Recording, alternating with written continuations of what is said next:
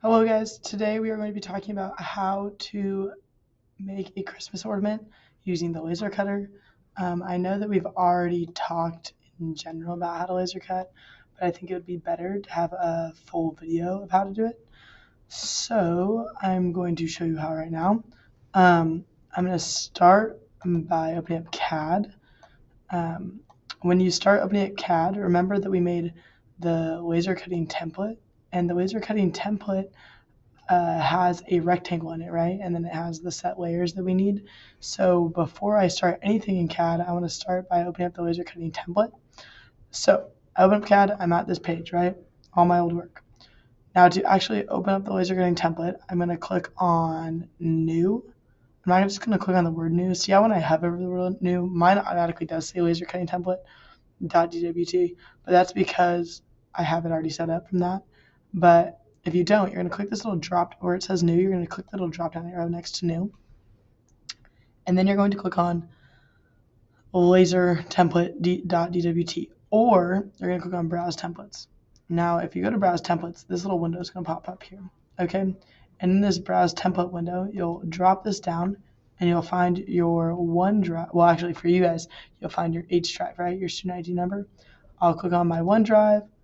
I'll click on where I saved it, which I believe is in CAD, in templates and laser cutting template. And then I have a laser cutting template.dwt. Remember how I went around and I said, oh, you only saved it as a DWG. You need to make sure it's a template that you're opening up.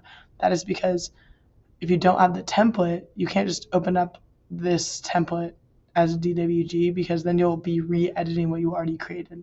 So you need to make sure you're using the laser cutting template. So as soon as I open this up, it's going to change the top of my screen right where it says start. It's going to change it from start to drawing one. So let's do that. So look at that. Now it says drawing one there. Okay.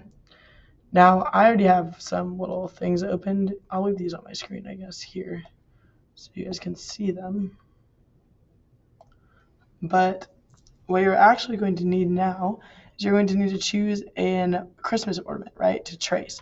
You could obviously freehand this on CAD, but it's because CAD's so accurate, it's better to just trace it. So what I'm going to do is I would go to Google, right? I guess I'll just show you guys what I would do.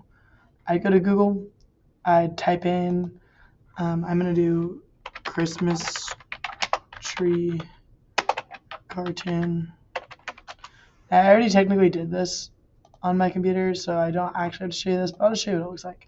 So this is the tree I was going to do. I'm going to right click on it. I'm going to click Save Image As. And then I'm going to go to my desktop. And I'll just resave this, I guess. And then I'm going to save it as christmastree.png. And I'll click Save. Now, for some of you guys, when you go to save it, it's not going to say PNG there. It might say like JPEG, which I would assume JPEG is fine too. But if it says like internet, if it says like something involving the internet or like website URL or like something odd like that, then you need to make sure that you change it to PNG or JPEG, right? So I'm going to save it as a PNG. Oh, wait, there we go. Now, after I do that, the reason we save it to our desktop is so that it's easier to put into CAD.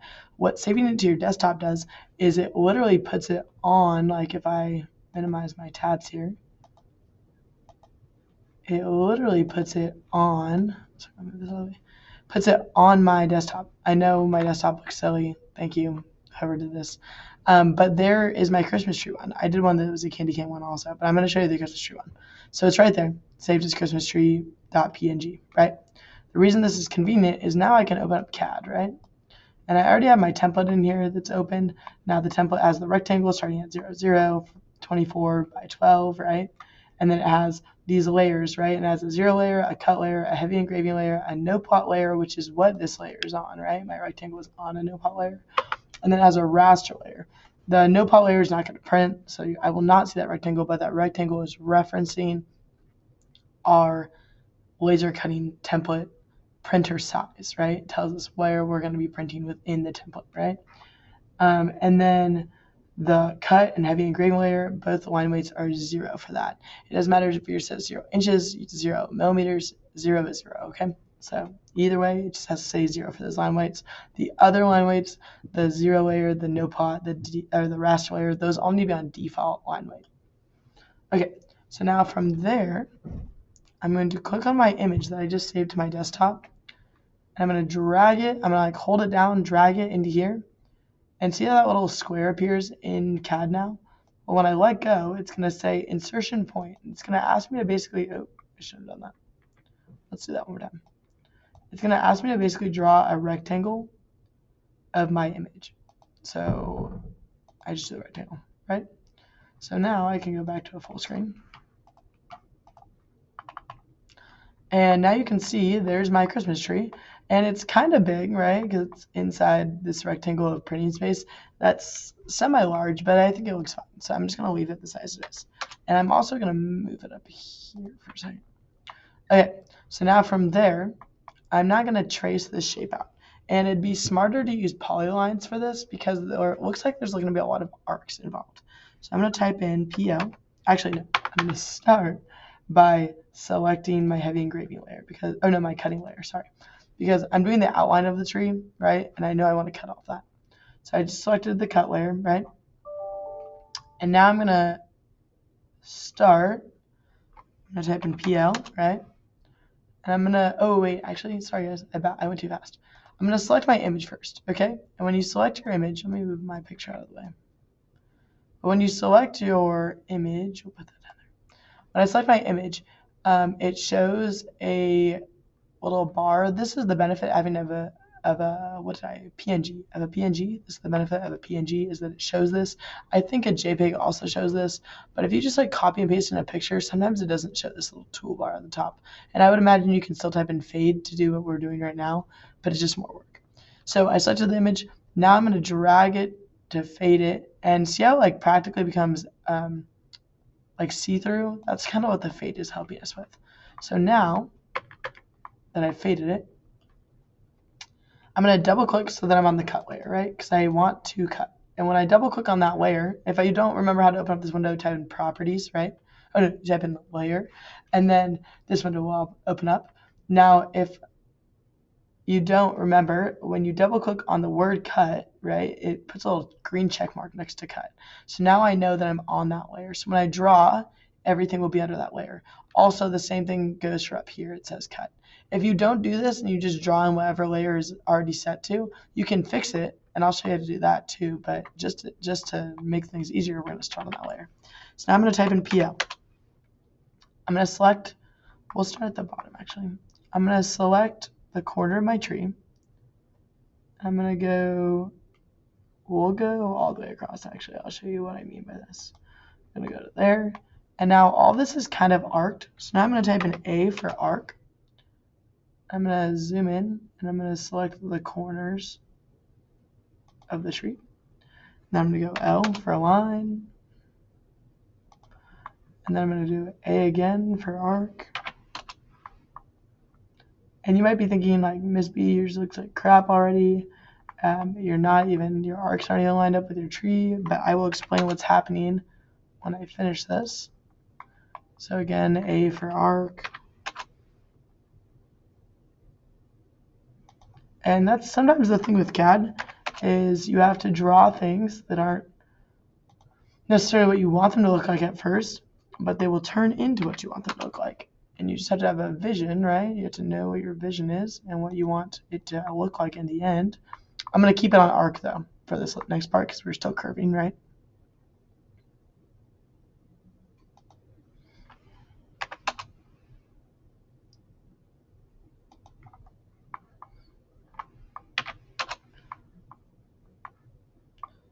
And I know it looks really bad, just trust the process. Okay, and then I'm going to type in L again. I'm going back between L and A. Obviously, guys, yours might not be a Christmas tree. It might be a snowflake or a sled or a bow or a dog. I don't know. Whatever you choose as your Christmas tree ornament. Maybe it's for your parents, but yours might not be a tree. I'm just showing you what I would do to draw the tree. So now I've drawn it. It does not look like a tree. I know, guys. What's going to happen next? I'm going to select the lines. I'm now going to, when you do arc, this is the benefit of arc. I guess you could also do this with L, but it's a little bit easier to see with arc. Is now you can move this to exactly where your line is, right? So now I'm just going to be grabbing these middle parts, these vertices in the middle, and I'm just going to line them up.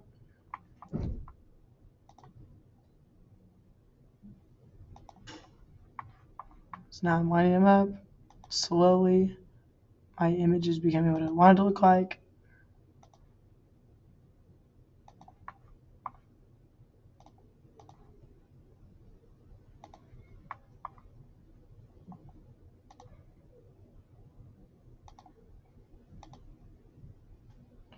And obviously I could even make it more accurate, but I'm just going to do that. And now I need to draw this little rectangle at the bottom. So again, I'm going to type in PL. Do it right there. I'm going to type in A again. And type in L again.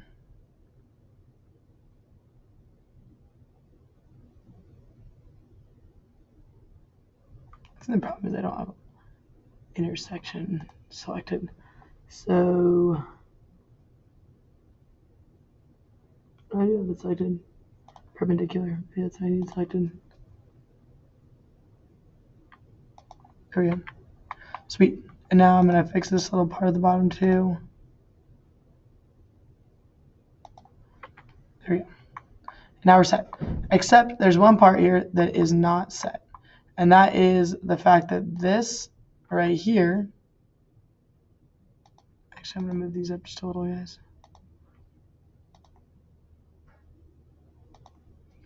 And the part that's not set is that this part, this line right here on the bottom, is now going to cut through. So the stem of the tree and the actual tree itself are going to be separated from each other, which we do not want. We want that to be heavy engraved right here. So there is a line, but we do not want it to be cut, right? So what I'm going to need to do is I'm going to need to select what I want to keep. And I'm going to type in trim. And then I can trim that line. And there's that separated. Now I'm going to go to the heavy engraving layer. I just double clicked on that. And I can type in PL and I can connect these two spots. And so now it will just be heavy engraved. So you will be able to tell that there's a difference between the stem and the tree, but you will not be able to slice them in half, right? It won't be cut. Okay, so next part that I'm going to do is I'm going to do this little line full of ornaments, okay? So I'm going to type in PL again. I'm going to select where the black line starts here. And then I'm going to type in A, right, because it's an arc. And I'll select where the black line ends. And then again, I'll keep it on A, select where the black line ends. And then the last part, select where the black line ends. Now, all of these look nothing like how I want them to look, but I can grab the vertices and I can move them to where I want them to be.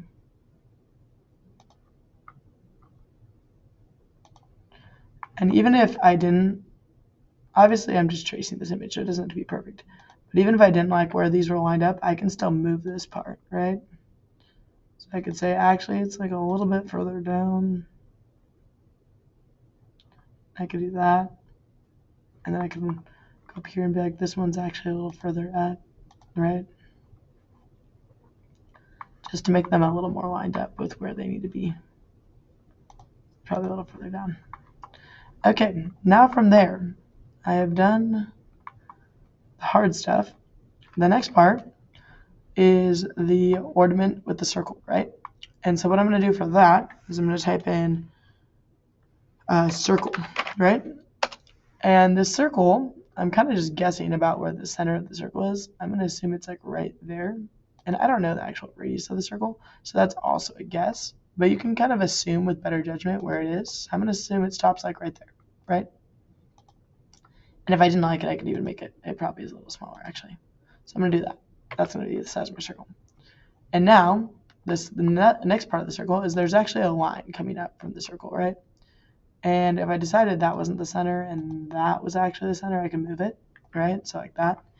And then the last thing I need to do is I need to do L again. I'm going to have quadrant on, and then I'm just going to go straight up. And I'll probably go like this. So it's slightly past the line. And I'm going to select this and type in trim. It'll trim that excess, right? Okay, now the next part that I'm going to do is these all kind of the same length and size, right? So I'm just going to copy the shape that I just made, right? So I'm going to type in copy. And the benefit of copy, it says specify a base point, so I can say where do I want to copy from. I kind of want to copy just from wherever it connects on this line, right? And now all these ornaments, and now it's going to make like a stamp basically of all these ornaments. Maybe I shouldn't have done that. It looks like the strings are different sizes. Just kidding, guys. So I'm going to select it all. I'm going to type in copy. And this time I'm going to just select from wherever the center of the circle is. And now I just need to figure out where my center of my circle is on here. So I'm going to select there. And it's going to create like a little stamp basically. And it might be longer than the line, it might be shorter. It kind of looks like it's all going to be longer.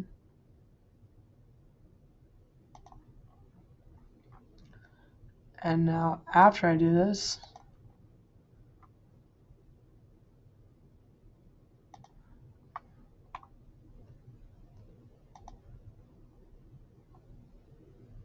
there we go. After I do this, I'm going to have to then select this line. I'm going to have to trim the excess. Remember I already trimmed that first one? So I'm going to select this line in the middle of the part that's actually carrying the ornaments. What would be like normally the lights. And I can trim the excess lines on top of the hangers that are hanging the ornaments up. So that was not long enough. I'll have to continue that one. The rest of these, it appears are long enough. So I've just trimmed everything except for this part. It actually looks like maybe it's because the line could be moved down a bit, but it's okay. That's going to be too much work. So I'm just going to move this up. And I'm going to select it again, and I'm going to trim again. There. Okay, so there is our tree. And I put all of these lines under heavy engraving. So if I right click and select similar, everything that I selected, right, is under heavy engraving, right? So it says up here in properties, it says they're all under the heavy engraving layer. Remember where it says color right here? This all needs to be by layer because the only time you're changing colors is within their own specific layers. Okay, you're not changing them just like per line. Okay, and the last part I'm going to do is I'm going to actually hatch the shape. Oh wait, actually, just kidding. I'm going to draw one more circle. And this next circle I'm going to do is a cut circle. Oh, wait. Sorry, guys. So the next circle I'm going to do is a cut circle. I just selected that layer. And, or should I start with the hatch? Yeah, I'll do a cut circle. And I'm going to cut like right in this general area, right? And I want my circle, I think that your circle should be probably 1/16 size-wise, like the radius. So I'm just going to select random there. And I'm going to do 1/16. That might be too big too. Let's see. Relatively, I don't feel like it's that big. But we could try 1/32. Or maybe like, I don't know, let's see.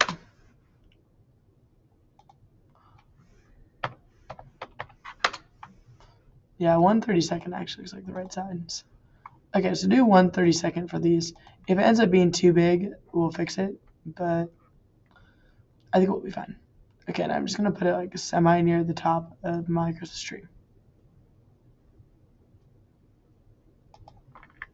Remember to give yourself like some room because obviously if it's like this thin in between these two lines, it might break.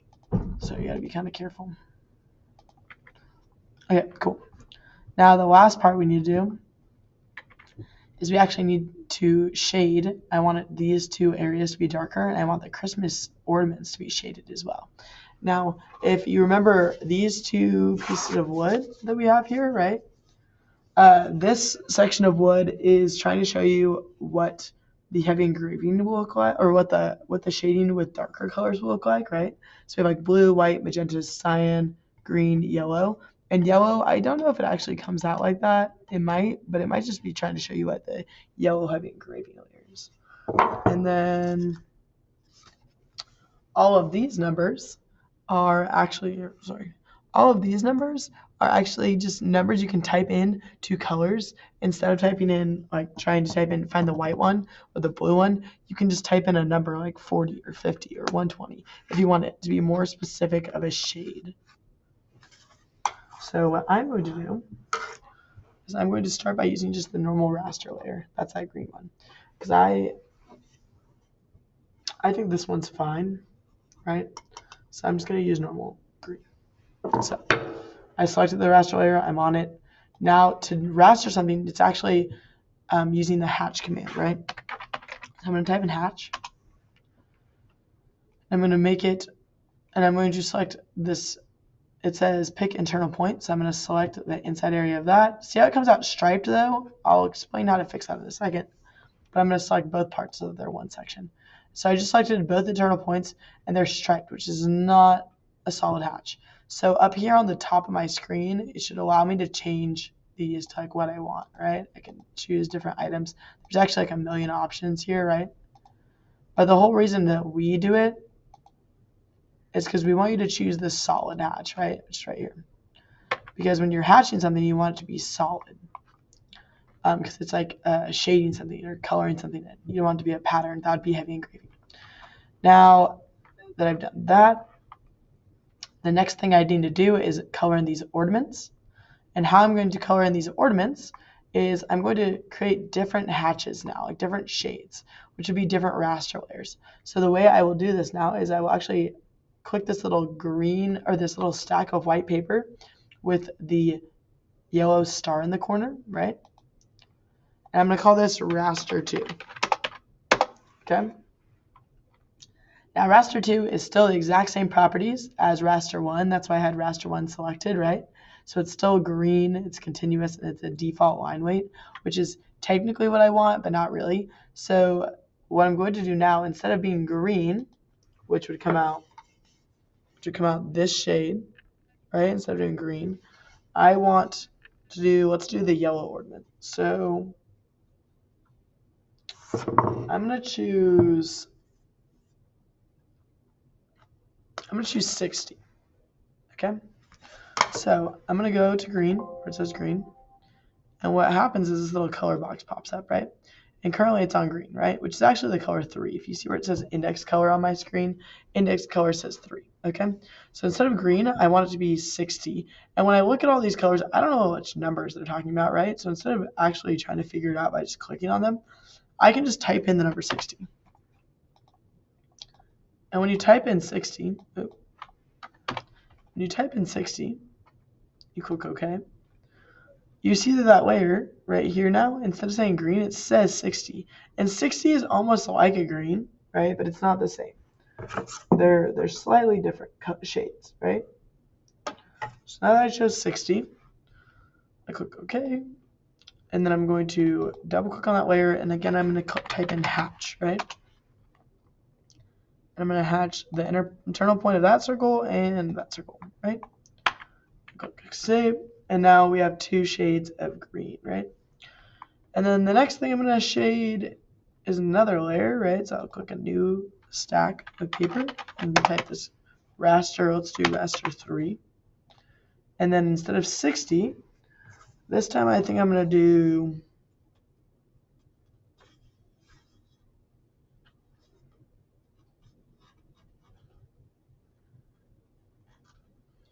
we'll do 90. So I'm going to type in 90 now. I'll click OK. And 90 is almost the same color as green, but they're not going to come out the same shade, right? They'll be different shades. Do I want to be 90? Yeah, we'll do 90. So now I'm going to make the next shade of ornaments 90. So I'll double click on that, type in hatch, And then I'm going to click on my like blue ones as that. And I'll click escape, right? Oh, there's actually 3 blue ones. So I need to hatch again. Let's delete those. Every time you hatch something, by the way, in one go, it connects them all. So now when I select one of the circles, it will actually create all 3 of those as one. Same thing with the yellow one that I just did and the green one. Okay, now the next color I'm going to do for raster, I'll do another new layer. I'll type in raster again. We'll do raster 4 this time. And now instead of green, I'm going to do slightly darker. I think I'm going to do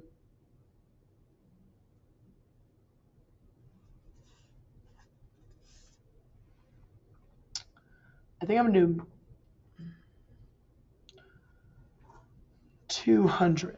So now I'm going to type in 200. I'll click OK.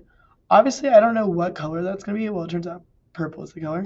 So I'm going to double click on purple. I'm going to type in hatch, right? And I'm going to make both of these 200. And then the final part is those red circles. So again, I'm going to create a new layer. I'm going to type in raster 5. And then this last one, I actually think I'm going to do a darker color. I think I'm just going to do magenta. So I'm going to actually click on magenta. Click OK. And then I'm going to double click on magenta, or raster 5, I guess. I'm going to type in hatch. And I'm going to select inside of these. I'll click escape. Now, I know this does not look like the original shape, right? Or the original colors that it was on the ornaments, but it will come out being different shades of dark, and you just have to like kind of agree that you won't know what it looks like until it comes out of the printer. Eventually, as you get more experience with laser cutting, you'll know what colors look like better, and you'll understand what you want the shades to become. But everything is obviously just a shade of brown because it's just burnt wood. Okay, now this next part I'm going to do is I'm actually going to delete that background image that I inserted. I selected it, and I'm going to click delete.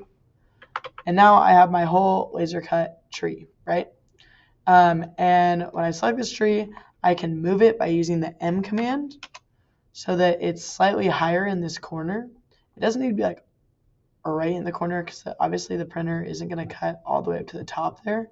But the closer it is to this corner area, the better, because it's more accurate in that corner, right? And sometimes you're going to use a piece of wood that doesn't have a spot in the top left corner, and that's fine. You can still laser cut anywhere on your shape, but it might just be better to have it in the top left corner for accuracy's sake, because that is where the lens are coming from. Now, the final part of laser cutting that we have not done yet in this image is we're going to type in limits. And when you type in limits, we're going to type in 0, 0 to start, because it says where's your beginning portion of your limits. And then it says what's the upper right corner of your limit. And our upper right corner is 24, 12. Okay? I'm going to click enter. That's all going to be fixed.